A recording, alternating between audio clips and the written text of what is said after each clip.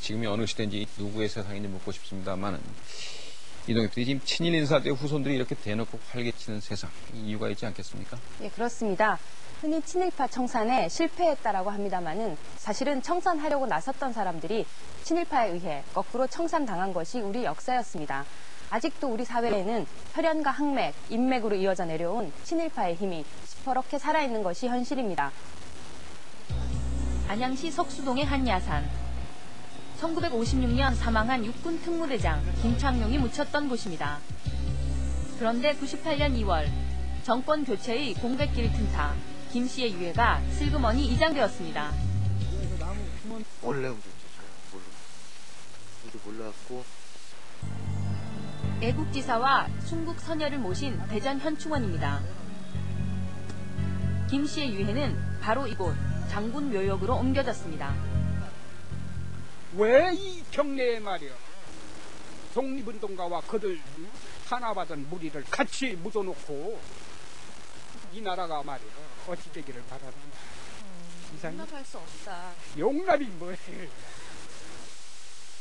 만주의 일본 헌병대 출신인 김 씨는 친일 의혹을 받아왔습니다.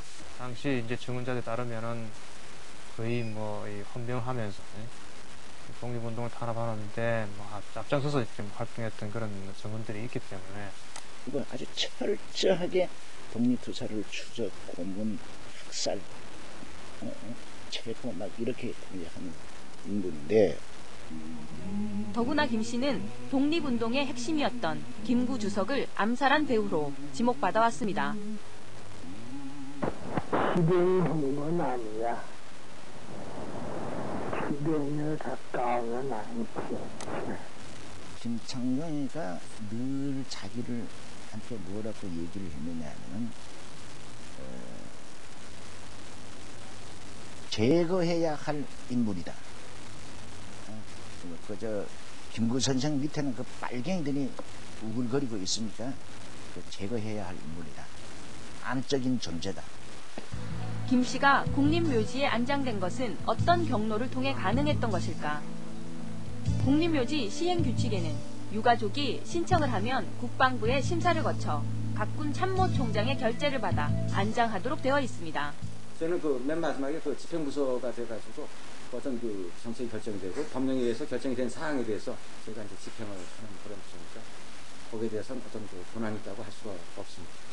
김 씨의 국립묘지 안장 의뢰서입니다. 육군 참모총장의 직인이 찍혀 있습니다.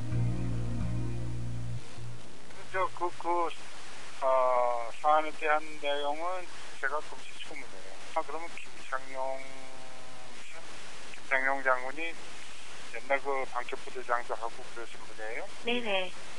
그러면 기무사에서 추진했던 모양이구나. 근데 저는 그건 잘 모르겠어요. 묘비에는 국립묘지 안장이 국군 기무사령부 주관으로 이루어졌다는 기록이 새겨져 있습니다. 98년 당시 기무사령관은 임재문 장군이었습니다. 이제 그쪽에서 원하고 했는데 탁구가 없으니 우리한테 요청을 해서 우리가 알아봐 준 거예요. 그래서 이제 당시 나도 협조를 해줬고 그런 거지. 우리는 당연히 합법적으로 국민들이 갈 수 있는 사람, 못 가는 사람을 억지로 가게 했다면 그것이 이제 기사도 되고 얘기거리가 되지만은 지금 전무후무 하잖아요. 울기밖엔 국군장을 간 사람이 없잖아요. 당연히 국군장을 치러줬으면 국가에서 대우해주는 게 마땅하잖아요.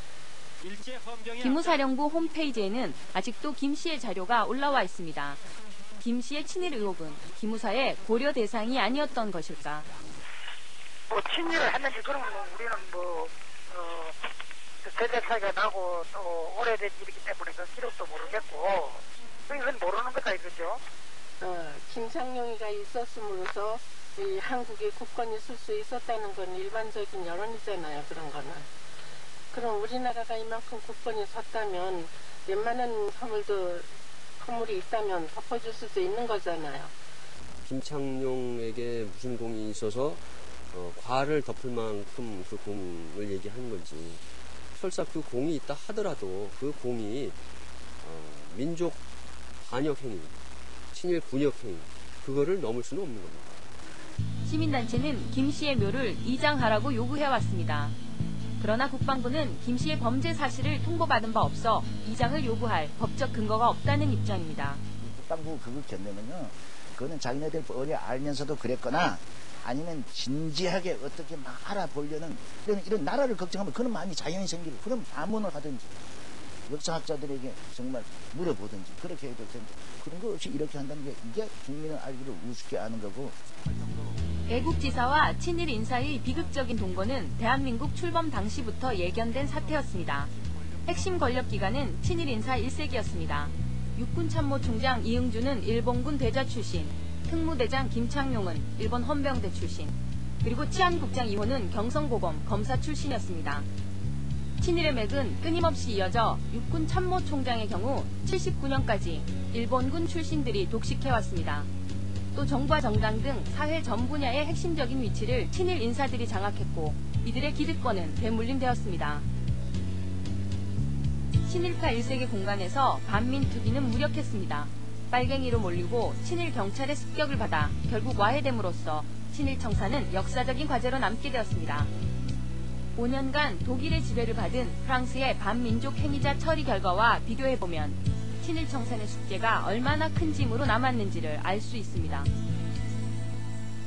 단순히 친일파 청산에 실패한 것이 아니라 친일파 청산을 주장하던 분들이 친일파에 의해서 거꾸로 청산을 당한 게 한국 현대사의 비극의 아주 중요한 그 첫 발자국이었던 것이죠.